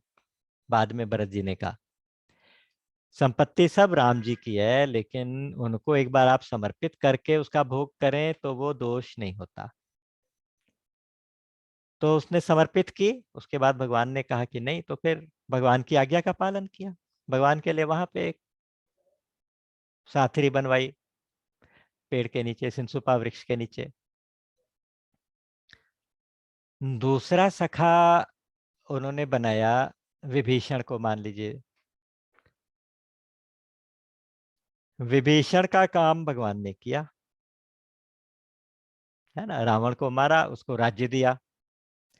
उसके बाद विभीषण ने सबसे पहला काम क्या किया कि सारी संपत्ति, सारा कुछ लेके पुष्पक विमान में लाके भगवान के आगे रख दिया, चरणों में रख दिया कि ये सब आपका है प्रभु, आप कृपा करो, जैसे आप कहोगे इसका किया जाएगा। तो वहां भी भगवान बड़े प्रसन्न थे। और तीसरा सखा ये सुग्रीव है। सुग्रीव का भी काम भगवान ने किया। सुग्रीव को राज्य भी दिलाया, सुग्रीव को सब कुछ मिल गया, सब कुछ अनुकूलता आ गई। और अब सुग्रीव जाके भगवान को भूल गया। सुग्रीव ने ऐसा कहीं कुछ नहीं किया कि प्रभु ये सब आपका है, आप इसको भोग लगाओ, इसका प्रसाद पाओ। सुग्रीव ने ऐसा कुछ नहीं किया। ये तीनों सखा हैं, लेकिन अलग अलग तरह के। एक का उन्होंने कुछ नहीं काम किया, फिर भी उसने सब कुछ आगे रखा, वो तो सर्वोत्तम हो गया।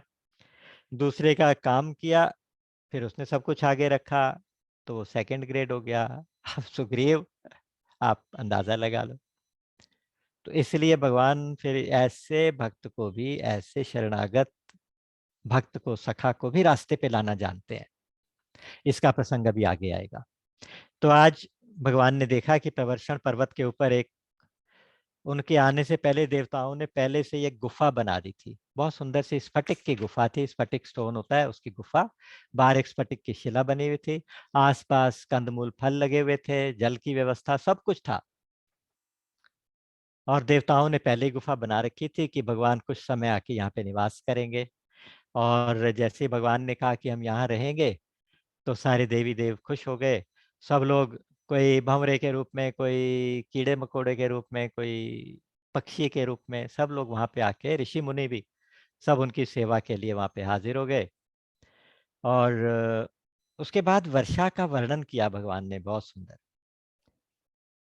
वर्षा के स्टेप्स शुरू शुरू में जैसे होता है ना, कि एकदम बादल आ गए, बिजली कड़कने लगी, बादल थोड़ा सा नीचे आए, और पहले पहाड़ों के ऊपर बारिश हुई, और वो बारिश का पानी फिर नीचे आया, नीचे आके मिट्टी में गिरा तो वो कीचड़ कीचड़ हो गया।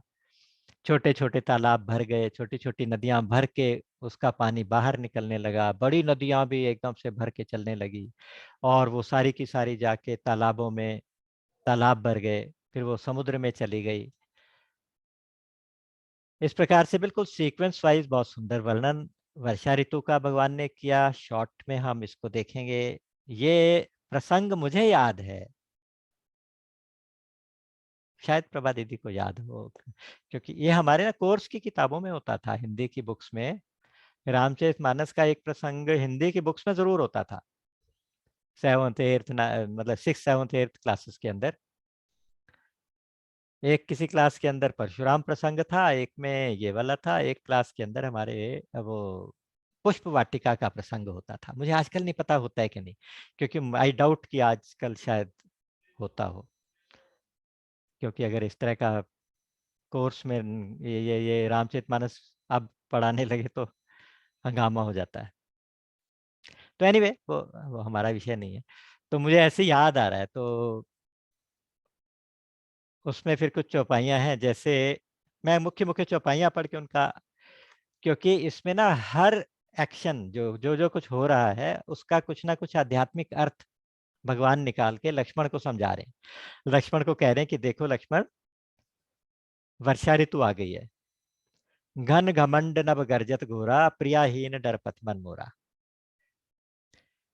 ये जो बादल आ गए हैं, बादलों को देख के मोर नाचने लगे हैं। ऐसा लगता है कि जैसे किसी सदगृहस्थी के घर संत आ गए और वो सदगृहस्थी प्रसन्न हो गया, प्रसन्न होकर नाच रहा। एक वर्षा का एक वर्णन आएगा, फिर उसका एक उपमा आएगी कि कैसे हो रहा है। दूसरा कहते हैं कि बादल गरज रहे हैं और बिजली कड़क रही है। बादल जैसे गरज रहे हैं तो उनके गरजने से मुझे डर लग रहा है, क्योंकि मेरी प्रिया मेरे साथ नहीं। भगवान को डर लग रहा है बादल के गरजने से। घन घमंड न गरजत घोरा, प्रियाहीन दरपत। ये एक लीला दिखा रहे हैं कि एक विरही का मन क्या क्या देख के डरता है। और यही ऐसा ही एक संदेश हनुमान जी के हाथ भी भेजा था, कि बारिश ऐसे होती है जैसे कोई पिघला हुआ तेल कोई ऊपर से बरस रहा हो, मुझे तो ऐसे लगता है, जलन होती है बारिश से। और बादलों में बिजली चमकती है, फिर गायब हो जाती है, चमकती है गायब हो जाती है। जैसे कहते हैं कि जैसे दुर्जन या दुष्ट लोग जो होते हैं ना, उनका जो प्यार होता है वो इस तरह का होता है कि अभी प्यार है, अभी गायब हो गया। अस्थिर होता है, अनस्टेबल। दो तरह की प्रीति दिखाई है, एक बादल की मोर के साथ, वो दूर है लेकिन फिर भी नाच रहा है देख देख के, ये सज्जन की प्रीति है। और एक दूसरी बिजली की प्रीति दिखाई है, जो बादल के नजदीक रह के भी उसके साथ स्टेबल नहीं है। तो इस प्रकार से उन्होंने कुछ उदाहरण दिए। फिर उन्होंने कहा कि जो बादल जमीन के निकट आ जा पृथ्वी के निकट आ जाते हैं, जब उनमें पानी भर जाता है, भारी हो जाते हैं, नीचे के एटमॉस्फेयर में आ जाते हैं बरसने से पहले। जैसे विद्वान को जब विद्या मिल जाती है तो वो झुक जाता है, विनय आ जाती है, विद्या ददाति विनयम। और फिर बारिश शुरू हुई, पहाड़ों के ऊपर सबसे पहले हुई। बूंद अघात सही गिरी कैसे, खल के बचन संत सहज जैसे। जैसे बारिश की बूंदें पहाड़ पे जोर जोर से गिरती हैं और पहाड़ का कुछ नहीं बिगड़ता, पहाड़ उसको ऐसे सहन करता है जैसे अगर दुष्ट कोई बकवास करता रहे, बोलता रहे, फालतू दुर्वचन कहता रहे, तो संत को कोई फर्क नहीं पड़ता। कह रहीम हरि का घट्यो जो भृगु मारी लात, क्षमा बड़न को चाहिए छोटन को उत्पात। कह रहीम हरि का घट्यो जो भृगु मारी लात। भृगु ने लात मारी तो भगवान का क्या बिगड़ गया, भगवान ने माफ कर दिया। तो इस तरह से पहाड़ जो है बूंद का आघात सहन करते हैं, बूंद की चोट को सहन करते हैं। अच्छा, फिर जब वहां से पानी नीचे आया तो छोटी छोटी नदियां थी, छोटी छोटी नदियां जिनमें बहुत थोड़ा थोड़ा पानी बहा करता था। अब उनको अचानक इतना सारा पानी ऊपर से पहाड़ से आ गया और वो अपने किनारे तोड़ के बह निकली हैं। उसका उदाहरण बहुत सुंदर उन्होंने दिया है। उन्होंने कहा है कि क्षुद्र नदी भली चरी तुराई, जस थोरे उधन खल इतराई। थोड़ा सा धन मिल जाए तो दुष्ट जो है इतराने लगता है, अकड़ जाता है। एक आप छोटी सी स्टोरी मैंने एक बार सुनाई थी। एक बार एक व्यक्ति ने बहुत सारे चूहे पाल रखे थे, पेट रखने की सबकी सबको शौक होता, उसको चूहे पालने का शौक था। बहुत से चूहे एक बड़े से पिंजरे, उन्होंने बहुत सारा कमरे जितना पिंजरा बनाया था, उसके अंदर चूहे रहते थे। तो उनमें वो कुछ खाने वाने का डालता था, सुबह शाम चूहे उसे शौक से खाते थे और अपना वही रहते थे। तो एक बार क्या हुआ कि कुछ खाना वगैरह डालते टाइम उसके हाथ से हीरे की अंगूठी निकल के पिंजरे में चली गई। जब तक वो कुछ सोचता तब तक किसी चूहे ने उसे खाने के साथ में खा लिया, निगल लिया। अब कौन से चूहे ने खाया पता नहीं चलेगा, इतने सारे चूहे हैं। और उस अंगूठी के लिए सारे चूहों को तो मरवा नहीं सकते, कैसे पता चले कौन से चूहे ने खाई है। तो किसी एक्सपर्ट को बुलाया गया। उस एक्सपर्ट ने आके थोड़ा सा टेस्टिंग की। उन्होंने पहले एक छींके में कुछ खाना लटका के ऊपर लटका दिया, उसके ऊपर से पिंजरे के ऊपर से लटकाया। सब चूहे उछल उछल के उसे खाने की कोशिश करने लगे। तो उनमें एक चूहा था जो सबसे ज्यादा ऊंचा ऊंचा उछल रहा था। उसके ऊपर क्रॉस का निशान लगा लिया परमानेंट मार्कर से। फिर एक टेस्ट और किया। और टेस्ट क्या किया, उसने कहा कि सबको एक साथ छोड़ दो अंदर, उनको ऑब्जर्व करो। केवल ऑब्जर्व किया तो पता चला कि सारे चूहे तो आपस में उछल कूद कर रहे थे, खेल रहे थे। एक चूहा अलग थलग होके बैठा था और वो वही चूहा था जिसके ऊपर क्रॉस लगा हुआ था। अब वो अपने साथियों से मिलना जुलना भी नहीं चाहता, उसके अंदर इतनी अकड़ आ गई है कि मेरे पास हीरे की अंगूठी है। तो बस उसी चूहे को मरवा के उसका पेट काटा गया तो उसमें अंगूठी निकल आई।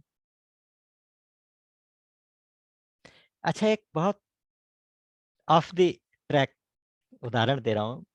एक शायरा है, बहुत सुंदर शेर कहती हैं, बहुत सुंदर नज्म कहती हैं। शबीना अदीब उनका नाम है। उनकी एक गजल, एक नज्म बहुत ज्यादा मशहूर है, बहुत ज्यादा। खामोश लब हैं झुकी हैं पलकें, वो वो नज्म शायद आप लोगों ने किसी ने सुनी हो। खामोश लब हैं झुकी हैं पलकें, दिलों में उल्फत नई नई है। अभी तकल्लुफ है गुफ्तगू में, अभी मोहब्बत नई नई है। ये इस तरह का एक नज्म है। उसका एक शेर मुझे बहुत पसंद है, बहुत पसंद है। वो बिल्कुल यहाँ फिट बैठता है। वो कहते हैं, जो खानदानी रईस हैं वो मिजाज रखते हैं नर्म अपना। जो खानदानी रईस हैं वो मिजाज रखते हैं नर्म अपना। तुम्हारा लहजा बता रहा है तुम्हारी दौलत नई नई है। जस थोरे हुदन खल इतराई। जैसे चूहे को कहीं से घूमते घूमते एक हल्दी की गांठ मिल गई, तो उसने लगा कि बहुत बड़ा खजाना हाथ लग गया, तो वो तो पंसारी बन के बैठ गया और बोला कि आज से मेरी किराने की दुकान से सब कुछ जरूरत का सामान खरीदा करो। दुकान खोल के बैठ गया। बस छोटी छोटी नदियों में ज्यादा ज्यादा जल आ गया, तो वो ऐसे किनारे तोड़ के बाहर निकली जैसे थोड़ा सा धन मिलने पे कोई जो दुर्जन होते हैं उनको, उनका जो एक्शन होता है। फिर दूसरा एक लाइन बहुत सुंदर है कि भूमि परत भा डाबर पानी, जिमी जी वही माया जनु जी वही माया लपटानी। ऊपर से पानी गिरा, छोटे छोटे गड्ढों में, मिट्टी वाले गड्ढों में पानी गिरा। ऊपर से जो जल गिरा तो वो तो बहुत प्योर था, बहुत निर्मल था। हमारे आरओ के पानी से ज्यादा प्योर पानी होता है रेन वाटर। लेकिन जब जमीन में गिरता है तो उसमें रज मिलती है, जो धूल मिल जाती है ना, तो उससे वो कीचड़ बन जाता है।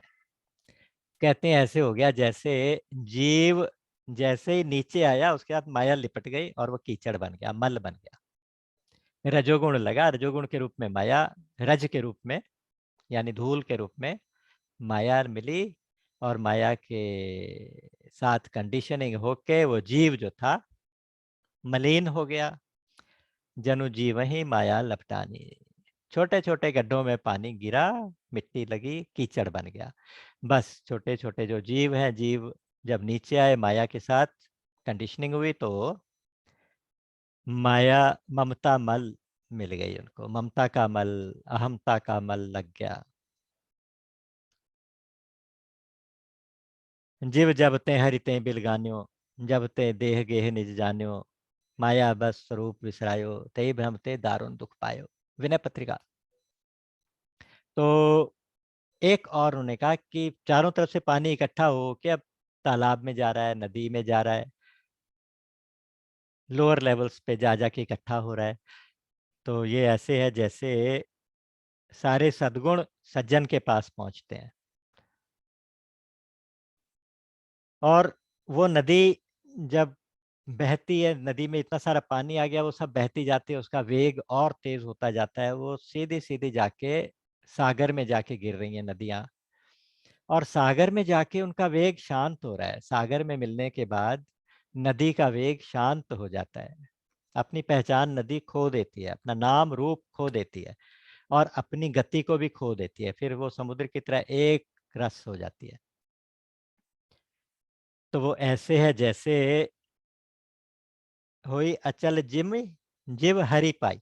जैसे भगवान की प्राप्ति होने के बाद जीव अचल हो जाता है, जीव स्थिर हो जाता है।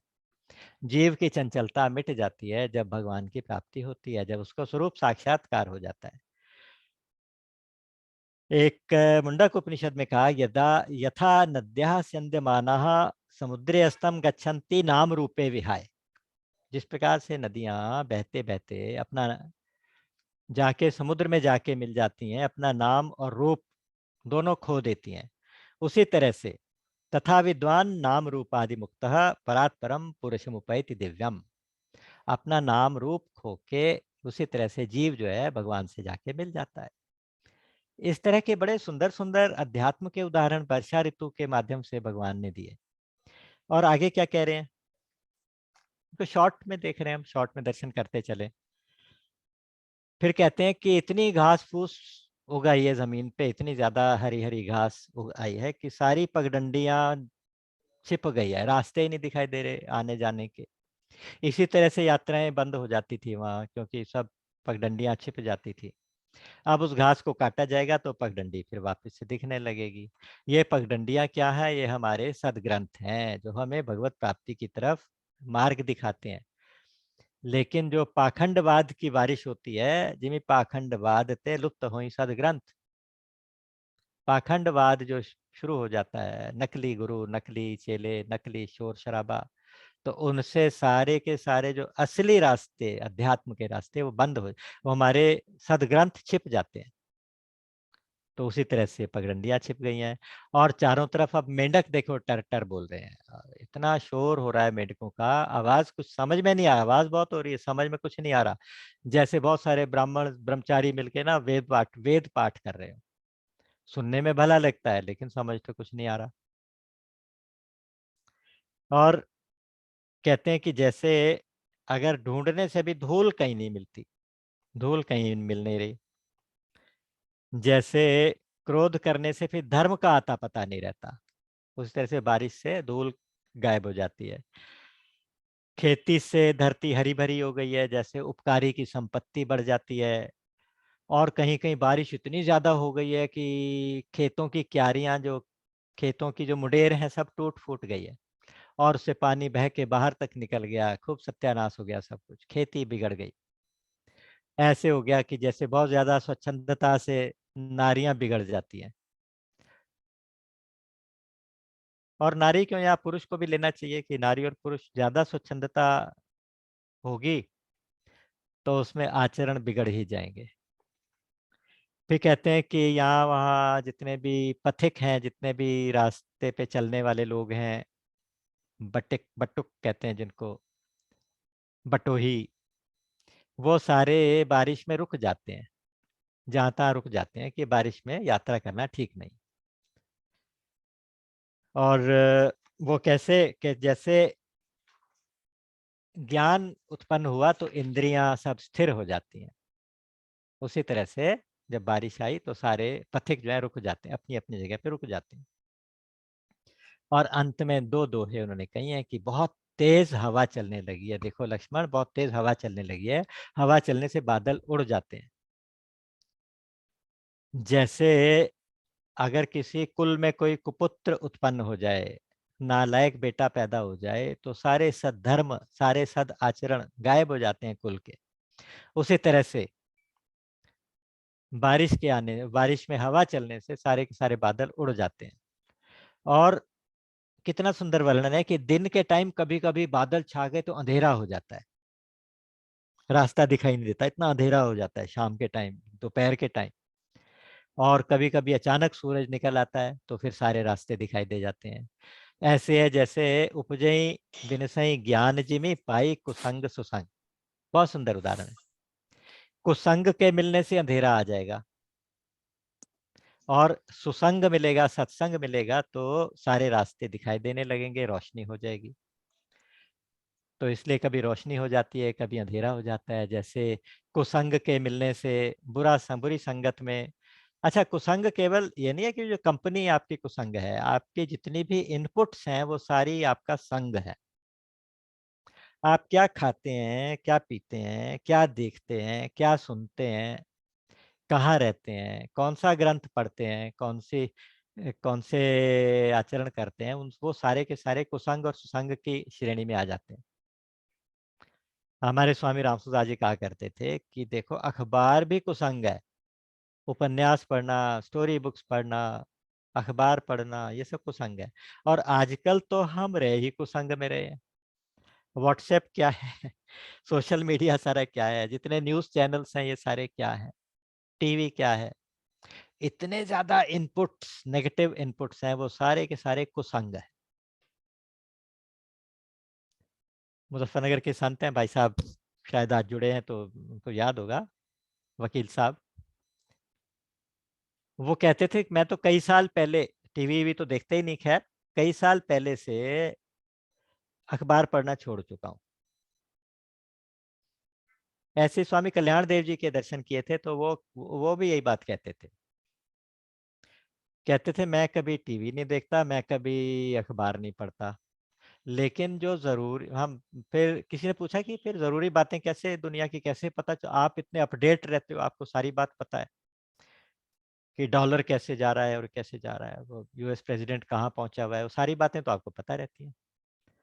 कहते ज़रूरी खबरें आप लोगों से मुझे मिल जाती हैं, मुझे और कुछ चाहिए ही नहीं। तो ये सारे कुसंग से नाश होता है, अंधेरा छा जाता है जीवन में और सुसंग से, सत्संग से, अच्छे इनपुट्स लेने से रोशनी हो जाती है। तो इससे ज्ञान का प्रकाश होता है, अज्ञान का अंधेरा होता है। तो ज्ञान चाहिए कि अज्ञान चाहिए, हमारे ऊपर है। अब वर्षा ऋतु बीत गई है, शरद ऋतु आ गई है। शरद ऋतु को 5 मिनट में बताता हूँ। शरद ऋतु भी उसी तरह से भगवान ने शरद ऋतु का भी वर्णन लक्ष्मण के साथ किया। ऐसा नहीं है कि कंटिन्यूटी में वर्णन कर रहे थे, 4 महीने वर्षा के, 4 महीने फिर उसके शरद के, ऐसा नहीं। ये 2 प्रसंग अलग-अलग समय पे हुए होंगे। जब शरद ऋतु आ गई है तो अचानक कास के फूल, व्हाइट व्हाइट कलर की एक वो रेशेदार वेजिटेशन होती है, वो सारी छा गई है चारों तरफ। ऐसा लगता है कि जैसे वर्षा ऋतु का बुढ़ापा प्रकट हो गया। फूले कास, कास फूले हैं, कास के फूल फूल रहे हैं, सफेद-सफेद हो गया सारा। और अगस्त्य तारे का उदय हो गया, तो उससे धीरे-धीरे जल सूखने लगा सबका, नदियों का, तालाबों का। जैसे अगस्त्य ऋषि ने, अगस्त्य मुनि ने समुद्र को पी लिया था, उस तरह से अगस्त्य तारे के उगने से सारी पृथ्वी का जल धीरे-धीरे सूखने लगा और नदी तालाब का जल निर्मल हो गया। नदी तालाब का जल निर्मल हो गया, जैसे संत के हृदय से मद और मोह चले गए और संत का हृदय निर्मल हो गया, ऐसे हो गया। अब धीरे-धीरे पानी सूखता जा रहा है तालाब का, नदी का, जैसे ज्ञानी के हृदय से धीरे-धीरे ममता जा रही है, ममता भी दूर हो रही है। शरद ऋतु को देख के खंजन पक्षी आ गया। खंजन पक्षी ऐसा है जो केवल शरद ऋतु में दिखाई देता है। छोटा-सा पक्षी, बहुत चंचल होता है और इसलिए चंचल चितवन, चंचल नेत्रों की उपमा खंजन से दी जाती है। तो कहते हैं खंजन ऋतु मौका देख के आ गए हैं। देखो-देखो खंजन पक्षी जैसे समय पाकर हमारे पुण्यों का फल प्रकट हो जाता है, उसी तरह से ये खंजन पक्षी कहीं न कहीं से प्रकट हो जाते हैं। और अगर ध्यान से देखो तो कीचड़ और धूल का नामो-निशान मिट गया। जैसे अच्छा शासन, अच्छा राजा हो, तो वहाँ से सारे अपराधियों का सफाया हो जाता है। वही हाल हो गया, बिल्कुल धूल-मिट्टी सब खत्म हो गई, स्वच्छ हो गया सब। जहाँ पे थोड़ा-सा जल है, वहाँ पे तो मछलियाँ व्याकुल हो गई हैं। जैसे किसी परिवार में अगर पैसा कम हो गया, तो अगर वहाँ के लोग विवेकी नहीं हैं, समझदार नहीं हैं, तो व्याकुल हो जाते हैं। और कहीं-कहीं बहुत ज़्यादा पानी है, वहाँ पे मछलियाँ हैं, तो वो सब प्रसन्न है, वो खुश हैं। तो जहाँ ज़्यादा पानी में मछलियाँ खुश ऐसे हैं, जैसे भगवान की शरण होने से, हरि शरण होने से जीव को संतोष होता है, जीव को प्रसन्नता होती है। फिर कहा कि आकाश से बादल गायब हो गए हैं, जैसे भक्तों के हृदय से सारी कामनाएँ गायब हो जाती हैं। और कहीं-कहीं शरद ऋतु में थोड़ी-थोड़ी वर्षा भी हो जाती है। कहीं-कहीं किसी-किसी भक्त को मेरी भक्ति भी मिल जाती है। किसी-किसी जगह वर्षा भी हो जाती है, थोड़ी-थोड़ी शरद ऋतु की वर्षा होती है वो। तो अब अचानक जो राजा थे, विजय करने के लिए अपनी यात्रा पे चल पड़े, तपस्वी तपस्या करने चल पड़े, व्यापारी व्यापार करने चल पड़े, सब लोग अपना-अपना जैसे ही वर्षा आई तो अपने-अपने काम पे सारे चल दिए। तो उन्होंने अपने-अपने घर छोड़ दिए। तो जैसे चारों आश्रम वाले ब्रह्मचर्य, गृहस्थ, वानप्रस्थ और सन्यासी, वो चारों आश्रम वाले भक्ति मिलने के बाद अपने-अपने साधन छोड़ के चल पड़ते हैं। साधन छूट जाते हैं। तालाब में कमल खिल रहे हैं, जैसे निर्गुण ब्रह्म से सगुण हो गया हो।